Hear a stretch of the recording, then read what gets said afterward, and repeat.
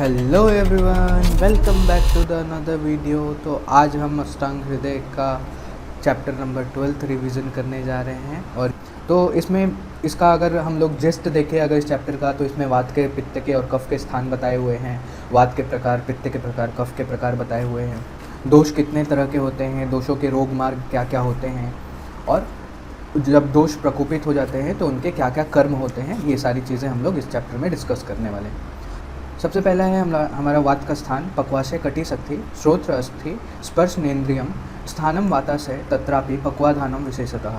यानी कि वात के कौन कौन से स्थान हैं? पक्वाशय, कटी, सख्ति, श्रोत्र, अस्थि और स्पर्श नेन्द्रिय मतलब त्वचा। ये सभी वात के स्थान हैं, लेकिन इसमें से सबसे मुख्य स्थान जो है वो पक्वाशय को माना गया है, क्योंकि वो चिकित्सा, उत्पत्ति और स्थिति के लिए रिस्पॉन्सिबल होता है। सेकेंड हम लोग देखते हैं पित्त का स्थान। नाभि अमाशय स्वेदो लसिका रुधिरम रसः दृक् स्पर्शनम च पित्तस्य नाभि अत्र विशेषतः। मतलब पित्त के कौन कौन से स्थान हैं? नाभि, अमाशय, स्वेद, लसिका, रुधिर, रस, दृक् यानी कि चक्षु, स्पर्शन यानी कि त्वक, ये सारे पित्त के स्थान हैं। लेकिन इनमें से भी जो मुख्य स्थान है वो नाभि माना गया है, क्योंकि नाभि जो है वो पित्त की उत्पत्ति, स्थिति और चिकित्सा का मुख्य स्थान है। नाउ थर्ड हम लोग देखते हैं कफ का स्थान। उरह कंठ सिरः क्लोम पर्वाणे अमाशयो रसः मेदो घ्राणम च जिह्वा च कफस्य सुतुराम उरह। यानी कि कौन कौन से हैं? एक तो उरसा यानी कि जो चेस्ट रीजन है, कंठ, सिर, क्लोम, पर्वाणी, अमाशय, रस धातु, मेदो धातु, घ्राणा और जिह्वा, ये सभी कफ के स्थान माने गए हैं। और इनमें से जो उरह स्थान है, जो चेस्ट रीजन है, वो कफ का विशेष स्थान माना गया है। और जनरली बात करें, हृदय के ऊपर जो है वो कफ का स्थान माना गया है, नाभि और हृदय के बीच में पित्त का स्थान माना गया है, और नाभि के नीचे वात का स्थान माना गया है। तो और ये जो तीन दोष है वो अगर साम्य अवस्था में होंगे, प्राकृत अवस्था में होंगे और अपने स्थान पर स्थित रहेंगे, तो ये तीन, जैसे भवन के तीन खंभे होते हैं, उसी तरह हमारे शरीर को भी ये स्थिर रखते हैं, स्थिर बनाए रखते हैं। नेक्स्ट हम लोग देखते हैं कि दोषों में कौन कौन से महाभूत अधिक्य होते हैं। तो वायु में वात दोष में वायु और आकाश, पित्त में तेज महाभूत का अधिक्य होता है, और कफ में जल और पृथ्वी महाभूत का अधिक्य होता है। नेक्स्ट हम लोग देखते हैं वायु के 5 भेद। वायु के 5 भेद कौन कौन से हैं? प्राण, उदान, व्यान, समान, अपान, ये वायु के 5 प्रकार होते हैं। इसमें से हम लोग एक एक के कर्म और स्थान देखेंगे। तो सबसे पहला प्राणवायु। प्राणो अत्र मूर्धगः उरह कंठचरो बुद्धि हृदय इंद्रिय चित्त ध्रुकः स्थीवन छवथो उद्गार निश्वास अन्न प्रवेश कृत। तो सबसे पहले इसका स्थान कहाँ है? तो प्राणो अर्थ मूर्धगः। तो जो मूर्धा, सिर में जो है वो प्राणवायु स्थित रहता है, और ये उरह स्थान और कंठ में इसका विचरण करता है। यह बुद्धि, हृदय, इंद्रिय और चित्त यानी कि मन को धारण करने वाला होता है। और इसके कार्य कौन कौन से हैं? जैसे स्थीवन यानी कि थूकना, छवथु यानी कि छींकना, उद्गार, निश्वास और अन्न का प्रवेश यानी कि अन्न को निगलना आदि इसके कर्म माने गए हैं। नेक्स्ट दूसरा हम लोग उदान वायु देखते हैं। उदान वायु। उरह स्थानम उदानस्य नासा नाभि गलाम चरेत वाक प्रवृत्ति प्रयत्न ऊर्जा बल वर्ण स्मृति क्रिया। तो उदान वायु का जो स्थान है वह उरह स्थान में स्थित रहता है, और विचरण नासा, नाभि और गला, यहाँ गले में ये विचरण करता है। तो इसके कर्म वाक्य प्रवृत्ति यानी कि इनिशिएशन ऑफ स्पीच, प्रयत्न यानी कि इंथुजियाज्म, उत्साह, किसी भी कार्य को करने की उत्साह, ऊर्जा यानी कि एनर्जी प्रदान करता है, बल प्रदान करना है, वर्ण यानी कि कॉम्प्लेक्शन हमारे बॉडी को प्रोवाइड करता है, स्मृति यानी कि मेमोरी के लिए ये जो है वो मेमोरी का कारण होता है। तो ये सभी कार्य जो है वो उदान वायु के हैं। नेक्स्ट हम लोग देखते हैं व्यान वायु। व्यानो हृदय स्थितः कृच्छन देहचारी महाजवः गति अपक्षेपन उत्क्षेपन उन्मेष निमेष आदिकाः। तो ये जो व्यान वायु का जो स्थान है वो हृदय है, हृदय में स्थित होता है। और कृच्छन देहचारी महाजवः, ये पूरे शरीर में शीघ्र गति के साथ वो विचरण करता है। व्यान वायु के कार्य देखते हैं। गति यानी कि चेष्टा कराना, कौन कौन सी चेष्टाएं कराता है? तो अपक्षेपन मतलब अपक्षेपन का अर्थ होता है अंगों को नीचे की ओर ले जाना, फ्लेक्शन कराना। उत्क्षेपन यानी कि एक्सटेंशन कराना, ऊपर की ओर ले जाना अंग को। उन्मेष यानी कि ओपनिंग ऑफ द आई, निमेष क्लोजिंग ऑफ द आई। ये सारे कर्म जो है वो व्यान वायु के माने गए हैं। प्रायः प्राणियों के शरीर में संबंधित सभी क्रियाएं व्यान वायु के अधीन होती हैं, और प्रायः मोस्टली जितने भी मूवमेंट्स होते हैं, एक्टिविटीज़ होती हैं बॉडी के, वो सभी व्यान वायु के अंतर्गत आता है, व्यान वायु के कंट्रोल में आता है। नेक्स्ट हम लोग देखते हैं समान वायु। समानो अग्नि समीपस्थ कोष्ठे चरति सर्वतः अन्नम गृह्णाति पचति विवेचयति मुंचति। सबसे पहले स्थान कौन सा है? तो समान वायु जो है वो अग्नि के समीप यानी कि जठरा अग्नि के समीप रहता है और कोष्ठे चरति सर्वतः, और उसका विचरण संपूर्ण कोष्ठ यानी कि एब्डोमिनल कैविटी में घूमते रहता है, विचरण करते रहता है। इसके कार्य देखते हैं तो अन्नम गृह्णाति, अन्न का ग्रहण करना, पचति, उसका पचन करने में मदद करना, अन्न का पचन करने में मदद करना, विवेचयति, उसको विभाजन करना, सारे किट्ट का विभाजन करना, और मुंचति, उस जो किट्ट भाग है, जो वेस्ट प्रोडक्ट है, उसको शरीर के बाहर निकालना। ये सभी कार्य जो है वो समान वायु के बोले गए हैं। तो नेक्स्ट है हमारा अपान वायु। अपानो अपानगः श्रोणी बस्ति मेढ्र उरु गोचरः शुक्र आर्तौ शक्रुद्ध मूत्र गर्भ निष्क्रमण क्रियाः। तो अपान वायु का स्थान जो है वो गुद स्थान यानी कि जो पेल्विक रीजन है, जो रेक्टल रीजन है, वहाँ बताया गया है। यह श्रोणी यानी कि पेल्विस, बस्ती यानी कि ब्लैडर, और मेढ्र यानी कि जेनाइटल रीजन में विचरण करता है। इसके कर्म जैसे शुक्र यानी कि सीमेन, आर्तो यानी कि मेंस्ट्रुअल ब्लड, और शक्रुद या फिशेस, और यूरिन और फीटस, इन सभी का एक्सपल्सन कराना, निष्क्रमण कराना इसका क्रिया होता है। नाउ अब हम लोग देखते हैं पित्त दोष के 5 प्रकार। पित्त दोष में 5 प्रकार है: पाचक पित्त, रंजक पित्त, साधक पित्त, आलोचक पित्त और भ्राजक पित्त। तो सबसे पहले देखते हैं हम लोग पाचक पित्त। तत्र पक्वाशे अमाशय मध्यगमः पचति पंचभूतात्मकत्वे अपि यह यत् तेज सगुणोदयात् त्यक्त द्रवत्वं पाकादि कर्मणा अनलशब्दितं पचति अन्नं विभज्यते सार किट्ट पृथक् तथा तत्र अस्थमेव पित्तानां शेषानाम् अपि अनुग्रहं करोति बलदानेन पाचकम नाम तत्स्मृतम। तो 5 प्रकार में से जो पाचक पित्त है, इसका स्थान बताया गया है, ये पक्वाशय और अमाशय के बीच में स्थित रहता है, और यह पंच महाभूत होते हुए भी तेज गुण यानी कि अग्नि महाभूत अधिक होता है इसमें, और अग्नि महाभूत के होने के कारण इसकी द्रवता जो है वो सूख जाती है, और वह पाक आदि कर्म करने में सामर्थ्य होता है, इसीलिए उसको अनल यानी कि अग्नि बोला गया है। यह जो पित्त है वो अन्न का पाचन करता है और सार किट्ट में उसका विभाजन करता है अन्न का विद द हेल्प ऑफ समान वायु, और यही स्थित रहकर जो 4 शेष 4 पित्त हैं उसको बल प्रदान करता है, और इस पित्त को पाचक पित्त के नाम से जाना जाता है। नेक्स्ट हम लोग देखते हैं रंजक पित्त। अमाशय आश्रय पित्तम रंजकम रस रंजनात्। तो जो अमाशय में स्थित पित्त है, अमाशय के आश्रित जो पित्त है उसको रंजक पित्त कहते हैं, और इसका कार्य जो है वो रस धातु का रंजन कर्म करना, यानी कि उसको रंजन कर्म कलर करना, उसको रक्त धातु में बदलना, वो रंजक पित्त का कार्य होता है। फिर नेक्स्ट है साधक पित्त। साधक पित्त बुद्धि मेधा अभिमान धैर्य अभिप्रेतार्थ साधनात् साधकम हृतगतम पित्तम। तो सबसे पहले इस साधक पित्त का स्थान हृदय है। इसके क्या क्या कर्म हैं? तो बुद्धि, मेधा, अभिमान, अहंकार आदि अभिप्रेतार्थ अर्थ की सिद्धि, यानी कि कोई भी डिज़ायर गोल को अचीव करने के लिए साधक पित्त जो है वो रिस्पॉन्सिबल होता है। अगर ये साधक पित्त का क्षय हो जाएगा तो हम लोग इन सभी में से कोई भी कार्य नहीं कर पाएंगे। नेक्स्ट पित्त है हमारा आलोचक पित्त। रूप आलोचनतः स्मृतम द्रुक अस्थम आलोचकम। तो आलोचक नामक पित्त का स्थान जो है वो द्रुक यानी कि आइज़, दृष्टि होता है, और यह रूप का आलोचन करता है, यानी कि विजुअल परसेप्शन करने के लिए रिस्पॉन्सिबल होता है। नेक्स्ट है हमारे पास भ्राजक पित्त। त्वक अस्थम भ्राजकम भ्राजना त्वचा। भ्राजक पित्त का स्थान जो है वो त्वचा है, और इसका कर्म त्वचा का भ्राजन करना है, यानी कि उसका प्रकाशन करना, उसमें कांति लाना, ये जो है वो भ्राजक पित्त के कार्य हैं। इस टेबल से हम लोग ईजिली हम लोग याद रख सकते हैं उसके कर्म और उसके स्थान। नेक्स्ट हम लोग देखते हैं कफ दोष। कफ दोष के भी 5 भेद बताए गए हैं: क्लेदक कफ, अवलंबक कफ, बोधक कफ, तर्पक कफ और श्लेषक कफ। अवलंबक कफ उरस्थ सत्रिकस्य स्ववीर्यात् हृदयस्य अन्नवीर्याच्च ततस्थमेव अम्बुकर्मणा कफधाम्नां च शेषानां यत् करोति अवलंबनम अतोह अवलंबकः श्लेष्मः।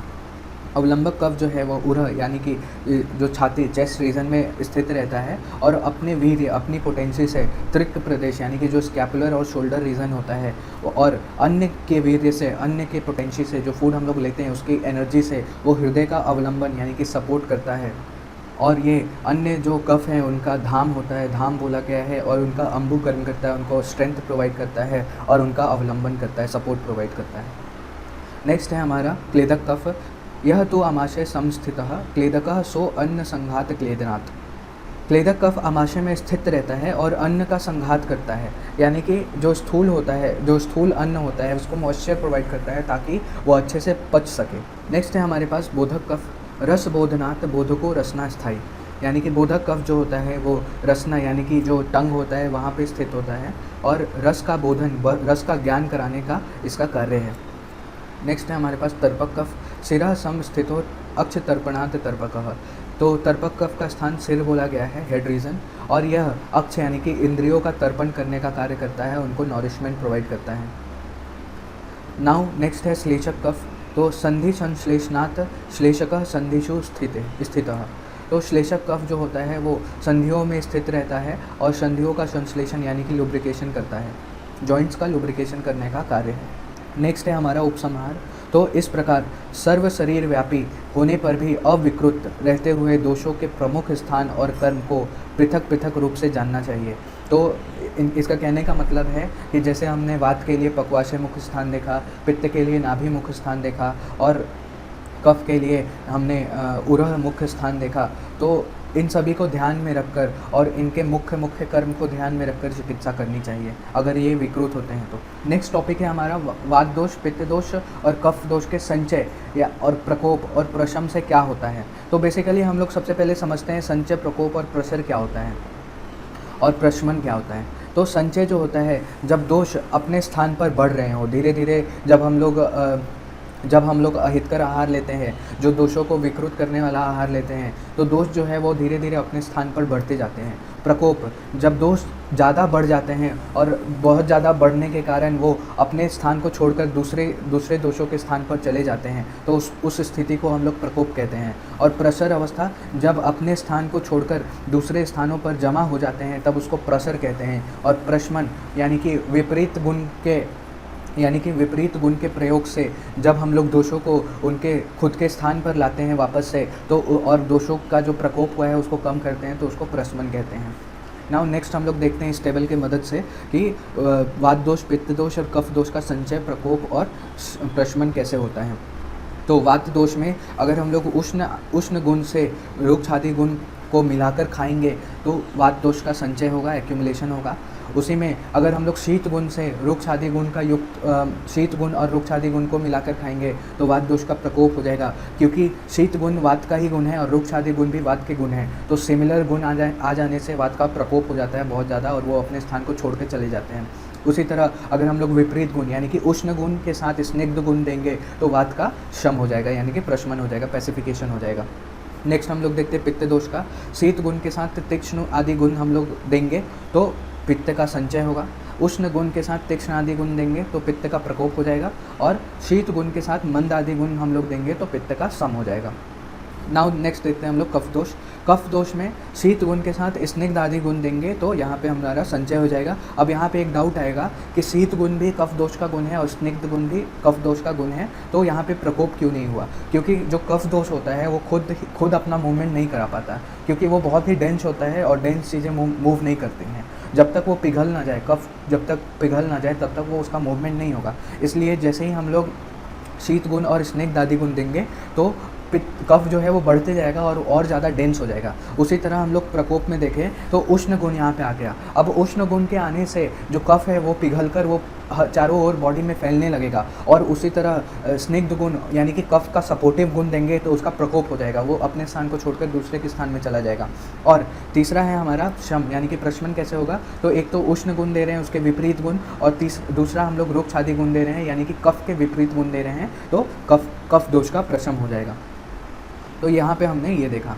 नाउ अब देखते हैं हम लोग चय के लक्षण। चय यानी कि संचय के लक्षण क्या क्या होते हैं? तो दोष जो है वो अपने स्थान में जो वृद्धि यानी कि जो अपने स्थान में बढ़ता है उसको चय कहते हैं। इसमें दोष के वृद्धि करने वाले जो हेतु होते हैं उससे हमको द्वेष हो जाता है और उसके विपरीत गुण द्रव्य वाले द्रव्यों को खाने की इच्छा होती है।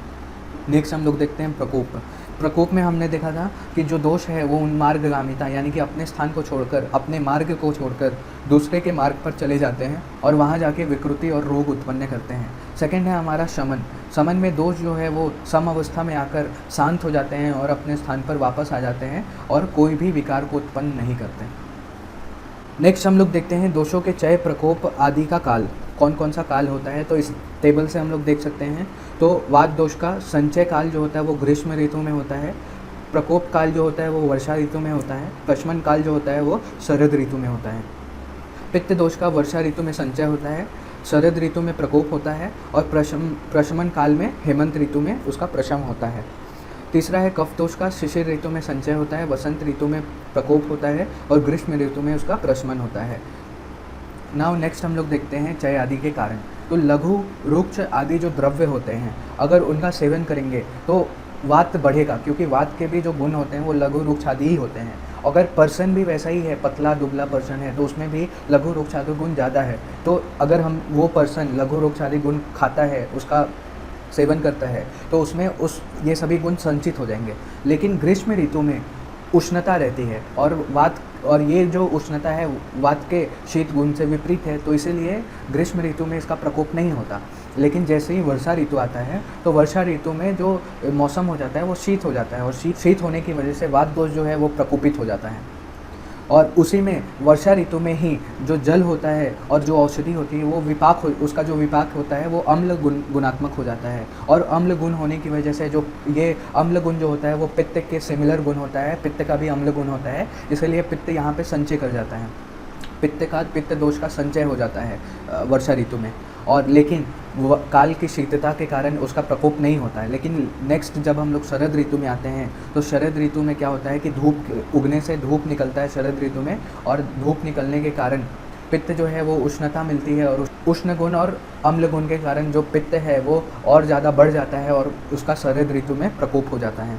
फिर शरद ऋतु के बाद हेमंत ऋतु आदि में जो शीत गुणात्मक गुण बढ़ते हैं और मधुर आदि गुण बढ़ते हैं, तो जिसके कारण कफ का संचय हो जाता है। और फिर वसंत ऋतु आते वसंत ऋतु में धूप निकलने के कारण उसमें उष्णता आती है, धूप निकलने के कारण उष्ण गुण बढ़ता है, जिसके कारण कफ का विलयन होता है और कफ जो है वो प्रकोपित हो जाता है।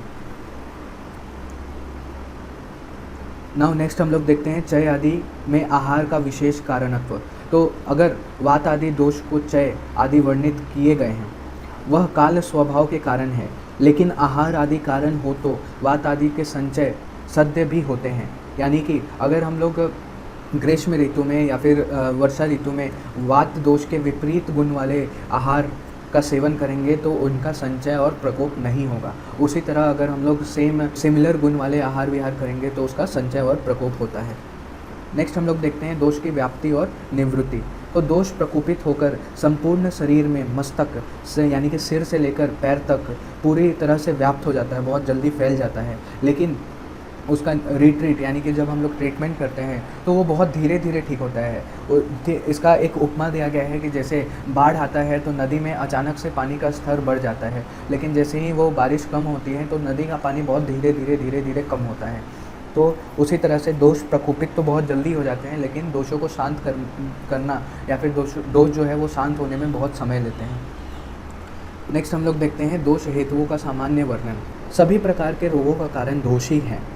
जिस प्रकार जो पंछी है वो सारे दिन चारों ओर आसमान में भ्रमण करता है, लेकिन अपनी छाया को नहीं छोड़ सकता, उससे मुक्त नहीं हो सकता, ठीक उसी प्रकार जो हमारे स्थावर जांगम जरायुज अंडज और उद्भिज त्रिगुण यानी कि सत्व रजतम का इसे हम लोग कभी भी पीछा नहीं छुड़ा सकते हैं। उसी प्रकार शरीर की धातु में अगर विषमता होती है, उत्पन्न करने वाले विकार त्रिदोष को प्रकोप के से बिना उत्पन्न, तो इसी प्रकार जो विकार उत्पन्न होता है वो दोष के कारण ही होता है, और जब तक दोष प्रकोपित नहीं होते तब तक कोई विकार उत्पन्न नहीं होता। दोष प्रकोप के हेतु कौन कौन से हैं? तो सबसे पहले असात्मय अर्थ संयोग यानी कि रूप रस गंध स्पर्श शब्द या फिर श्रोत त्वक नेत्र जिह्वा घ्राण का असात्मय यानी कि संयोग, असात्मय संयोग होना। दुष्ट काल यानी कि शीत उष्ण और वर्षा। दुष्ट कर्म प्रज्ञापराध करना, जानबूझकर अहितकर आहार विहार का सेवन करना। ये जो तीन हैं वो दोष प्रकोप के कारण होते हैं। तो कौन कौन से दोष प्रकोप के कारण? सबसे पहला है असात्मय अर्थ संयोग, सेकंड है हमारे पास दुष्ट काल, और तीसरा है दुष्टकृत कर्म। ये तीन जो हैं वो रोगों के कारण होते हैं, दोषों के प्रकोप होने के कारण होते हैं। ये तीनों को फिर से तीन प्रकार में बांटा गया है। असाथ में यहाँ इस टेबल में अगर देखें तो असाथ में इंद्रिय संयोग को इसके हीन योग, अति योग और मिथ्या योग के कारण जो होते हैं वो दोष प्रकोपित होते हैं। दुष्ट काल में भी हीन योग, अति योग और मिथ्या योग के कारण दोष जो है वो प्रकोपित होते हैं, और प्रज्ञापराध के हीन योग, अति योग और मिथ्या योग के कारण दोष जो होते हैं वो प्रकोपित होते हैं। तो अगर हम लोग एक एग्जाम्पल से समझें तो जैसे हमारा चक्षु इंद्रिय है, चक्षु इंद्रिय जो है वो उसका हीन योग यानी कि कुछ भी नहीं देखना, बिना कुछ देखे हुए मतलब आँख कुछ भी नहीं देखना, अपने आँख को बंद कर लेना, इससे भी दोष प्रकोपित हो सकते हैं। दूसरा अति योग है, बहुत ज़्यादा तीक्ष्ण सूर्य की रोशनी की ओर देखना, आग की ओर देखना, बहुत गंदी गंदी चीज़ें की ओर देखना, ये सभी अति योग माना गया है। और मिथ्या योग जो गलत है उसकी तरफ देखना, गलत चीज़ों को देखना, ये सभी जो है मार काट मर्डर वगैरह देखना, ये सभी जो है वो मिथ्या योग बोला गया है। काल का एक एग्जांपल लेते हुए देखते हैं तो जैसे उष्ण काल है यानी कि गर्मी का मौसम है, गर्मी के मौसम में एकदम गर्मी नहीं पड़ना वो हीन योग हो गया।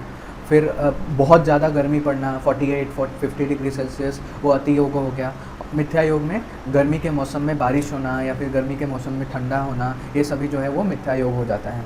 उसी तरह हमारे पास कर्म जो है वो प्रज्ञापराध भी 3 तरह के कर्म होते हैं, कायिक कर्म, वाचिक कर्म और मन के कर्म। इनका भी हीन योग, मिथ्या योग और अति योग होता है, जिसके कारण व्याधि उत्पन्न होता है। नेक्स्ट हम लोग देखते हैं रोगों के मार्ग। तो इस टेबल के थ्रू हम लोग इसको पढ़ेंगे। तो रोग के 3 मार्ग होते हैं, एक शाखा या फिर बाह्य रोग मार्ग, दूसरा कोष्ठ या फिर अंतः रोग मार्ग और तीसरा मध्य रोग मार्ग। तो शाखा या फिर बाह्य रोग मार्ग के जो संबंधित अव्यय कौन कौन से हैं? शाखा, रक्त आदि धातु और त्वचा। और इसमें कौन कौन से रोग उत्पन्न होते हैं? मशक रोग, व्यंग रोग, गलगंड, अलजी, अर्बुद, अर्श रोग, गुल्म और सोफ आदि रोग इसमें उत्पन्न होते हैं। तो सेकंड हम लोग देखते हैं कोष्ठ या फिर अंतः रोग मार्ग। इसको महाश्रोतस नाम से भी जाना जाता है। इसमें संबंधित अव्यय कौन कौन से हैं? आमाशय और पक्वाशय। और रोग कौन कौन से हो सकते हैं? सर्दी, अतिसार, कास, श्वास, उदर, ज्वर, सोफ, अर्श, गुल्म, विसर्प, विद्रधि। तीसरा है मध्य रोग मार्ग। मध्य रोग मार्ग जो है वो इसमें कौन कौन से अव्यय आते हैं? त्रिमर्म यानी कि सिर, हृदय और बस्ती, अस्थि संधि, सिरा, स्नायु और कंडरा। रोग कौन कौन से होते हैं? राजक्षमा, पक्षवध, शिरोरोग, संधिशूल, अस्थिशूल, त्रिकशूल और ग्रह आदि रोग उत्पन्न होते हैं। नेक्स्ट हम लोग देखेंगे जो वात, पित्त और कफ आदि जो दोष हैं वो विकृत हो जाते हैं तो कौन कौन से कर्म करते हैं। तो इसको भी हम लोग इस टेबल से देखेंगे। जैसे विकृत वात के कर्म, श्रंस यानी कि प्रोलैप्स और डिस्प्लेसमेंट, व्यास यानी कि एक्सटेंशन और डायलेशन होना, व्यध यानी कि सुई चुभ होने जैसी व्यथा पीड़ा होना, स्वाप यानी कि नम्बनेस, साध एग्जॉशन कार्य करने में असमर्थता, रुक यानी रुक या फिर वेदना जो कोलिक पेन होता है वो वात के कारण होता है, विकृत वात के कारण होता है, तोद, भेदन, संग यानी कि ऑब्स्ट्रक्शन, कॉन्स्टिपेशन, अंग भंग यानी कि मेलिएज, संकोच, स्पाज्म होना, वर्त, हर्षण, तर्षण, कंप, परुषता, सुशीरता, सोव, स्पंदन, थ्रोम्बिंग पेन, वेस्टन यानी कि वो ऐठन होना बॉडी में, स्तंभन, स्टिफनेस, कषाय रसता, फिर शरीर का वर्ण श्याव या फिर अरुण होना। तो ये जो है वो वात के विकृत वात के कर्म बताए गए हैं। अब नाउ देखते हैं हम लोग विकृत पित्त के कर्म। दाह होना, राग, उष्मा, पाक, स्वेद, क्लेद, श्रुति, कोथ, सदन, मूर्छन, मद, मुख का स्वाद कटु अम्ल, शरीर का वर्ण पांडु और अरुण से रहित होना। फिर विकृत कफ के कौन कौन से कर्म बताए गए हैं? स्नेह, स्निग्धता, ज़्यादा स्निग्धता होना, काठिन्य, स्टिफनेस होना, कंडु, इचिंग होना, शीतत्व, गौरवता, बंध, उपलेप, स्तिमितता यानी कि आइडलनेस, सोफ, अपक्ति, अति निद्रता, श्वेत वर्णता, मुख का स्वाद स्वादु लवन यानी कि मधुर होना और लवन होना, और चीरकारिता यानी कि जो क्रोनोसिटी होती है वो किसी भी डिजीज़ की क्रोनोसिटी वो कफ दोष के कारण होती है। तो नेक्स्ट है हम लोग त्रिविध्य व्याधि। व्याधि 3 प्रकार की बताई गई हैं, दुष्टापचारज, पूर्वापराधज और तीसरा है संकरज। तो दुष्टापचारज मतलब जिसके हेतु इहलौकिक हो, जो दिखाई देते हो, मतलब कोई गलत कर्म, अहितकर आहार विहार करने से जो व्याधि उत्पन्न होती है उसको दुष्टापचारज। फिर पूर्वापराधज यानी कि जो पूर्वकृत कर्म यानी कि पिछले जन्म के कर्म के कारण जो व्याधि उत्पन्न हो रही है जो हमें दिखाई नहीं देती है उसको हम लोग पूर्वापराधज बोलते हैं। और संकरज जिसमें दोनों के कारण उत्पन्न व्याधियों को यानी कि दुष्टापचारज और पूर्वापराधज के कारण उत्पन्न हुई व्याधियों को संकरज बोलते हैं। नेक्स्ट हम लोग देखते हैं त्रिविध व्याधियों के लक्षण। तो पहला है यथा निदान।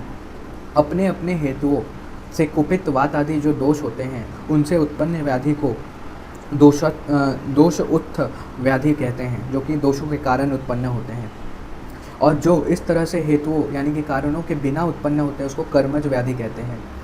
अब इन दोनों कारणों से यानी कि दोषज और कर्मज से उत्पन्न व्याधियों को दोष कर्मज व्याधि कहते हैं।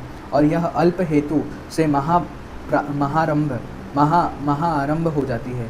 जो दोष कर्मज व्याधि होती है वो थोड़े बहुत हेतु के कारण बहुत ज़्यादा जल्दी बढ़ जाता है। नाउ नेक्स्ट हम लोग देखते हैं त्रिविध व्याधियों का क्षय। तो जो दोषज व्याधि होते हैं उसको वात आदि दोष के विपरीत गुणों का सेवन करने से वो उनका क्षय हो जाता है। जो कर्मज व्याधि होते हैं वो उसमें कर्म संचय करना पड़ता है, यानी कि यज्ञ वगैरह करना पड़ता है। और जो उभय जन्म यानी कि दोष कर्मज व्याधि है उनमें दोनों कार्य करने पड़ते हैं। एक तो दोष प्रकोपक जो सेवन है उसके विपरीत गुण वाले आहार विहार का सेवन, और दुष्ट कर्मों के क्षय को नष्ट करने, और जो कर्मज व्याधि को नष्ट करने के लिए की गई क्रियाएं जैसे यज्ञ वगैरह, मंत्र का उच्चारण करना है, फिर मणि का धारण करना, ये सब जो है वो उससे दोष कर्मज व्याधियों का क्षय होता है। नेक्स्ट हम लोग देखते हैं जो उपरोक्त 3 प्रकार की व्याधि हैं जैसे दुष्टापचारज, पूर्वापराधज और संकरज। ये पुनः 2 प्रकार के होते हैं। एक स्वतंत्र व्याधि होते हैं, एक परतंत्र होते हैं। और फिर से जो परतंत्र व्याधि होता है वो पुनः 2 प्रकार के होते हैं, एक पूर्वज और एक पश्चातजात। और सेम उसी तरह ये तीनों परतंत्र व्याधि होते हैं। जो स्वतंत्र रोग होते हैं, जो रोग अपने कारण से उत्पन्न होते हैं और औषधि से उपचय को प्राप्त हो जाते हैं और इनके लक्षण स्पष्ट दिखाई देते हैं, उसको स्वतंत्र यानी कि इंडिपेंडेंट डिजीज़ कहते हैं। परतंत्र रोग स्वतंत्र व्याधि से भिन्न विपरीत रोग जो होते हैं वो परतंत्र यानी कि सेकेंडरी डिजीज़ बोला गया है उसको। नेक्स्ट हम लोग देखते हैं कि व्याधि की तरह, वात आदि व्याधि की तरह, दोषों की तरह जो मल होते हैं उसको भी स्वतंत्र और परतंत्र 2 प्रकार से जानना चाहिए। चिकित्सा के लिए निर्देश क्या क्या है? तो प्रत्येक ज्वर यानी कि विकार में इन 2 भेदों का सावधानीपूर्वक विचार करना चाहिए। नेक्स्ट हम लोग देखते हैं परतंत्र व्याधियों की चिकित्सा। जो परतंत्र व्याधि होते हैं वो प्रधान व्याधि यानी कि स्वतंत्र व्याधि के उपचार से ही शांत हो जाती है। यदि इस प्रकार प्रशम न हो तो प्रधान व्याधि के प्रशम के उपरांत परतंत्र व्याधि की चिकित्सा करनी चाहिए। मतलब सबसे पहले स्वतंत्र व्याधि की चिकित्सा करनी चाहिए, उसके बाद परतंत्र व्याधि की चिकित्सा करनी चाहिए। यदि उपद्रव बलवान है तो उपचार पूर्व ही करना चाहिए, और जो उपद्रव यानी कि कॉम्प्लिकेशन जो है वो ज़्यादा है तो उपचार पहले ही करना चाहिए, बाद में नहीं करना चाहिए, क्योंकि जो व्याधि है वो ज़्यादा उपद्रव करती हैं तो वो शरीर के लिए बहुत पीड़ाकर होती हैं। नेक्स्ट हम लोग देखते हैं त्वरित चिकित्सा के लिए निर्देश कि वही दोष जो समुत्थान यानी कि कारण भेद से प्रकोपित होकर अपने स्थान को छोड़कर स्थान अंतरण कर नाना प्रकार के विकारों को जन्म देता है, उन विकारों की प्रकृति, अधिष्ठान और हेतु को जानकर शीघ्र उपक्रम यानी कि चिकित्सा करनी चाहिए। नेक्स्ट हम लोग देखते हैं कि दोष औषधि निरूपण में गए या फिर दुष्य आदि की परीक्षा कैसे करनी चाहिए। तो हम इसके टोटल 11 पॉइंट है। इन 11 पॉइंट को देखते हुए किसी भी दोषों की चिकित्सा करनी चाहिए। कौन कौन से? दुष्य, देश, बल, काल, अनल, प्रकृति, वय, सत्व, सात्म्य, आहार और अवस्था। इन 11 पॉइंट्स को देखते हुए किसी भी व्याधि की चिकित्सा करनी चाहिए। नाउ नेक्स्ट हम लोग देखते हैं दोषों का संसर्ग और सन्निपात। तो वात आदि दोषों के 3 वृद्धि भेदों को जानना चाहिए। दोष का संसर्ग यानी कि अगर 2 दोष एक साथ मिल रहे हैं और उनका वृद्धि और क्षय हो रहा है तो उसको संसर्ग कहते हैं। और सन्निपात का अर्थ होता है कि तीनों दोष वात, पित्त, कफ एक दूसरे से मिल रहे हैं और उनका वृद्धि और क्षय हो रहा है तो उसको सन्निपात कहते हैं। तो दोषों का संसर्ग यानी 3 प्रकार का होता है, वात पित्त, वात कफ और पित्त कफ। Hope you liked it, and if you liked it please do like, share and subscribe.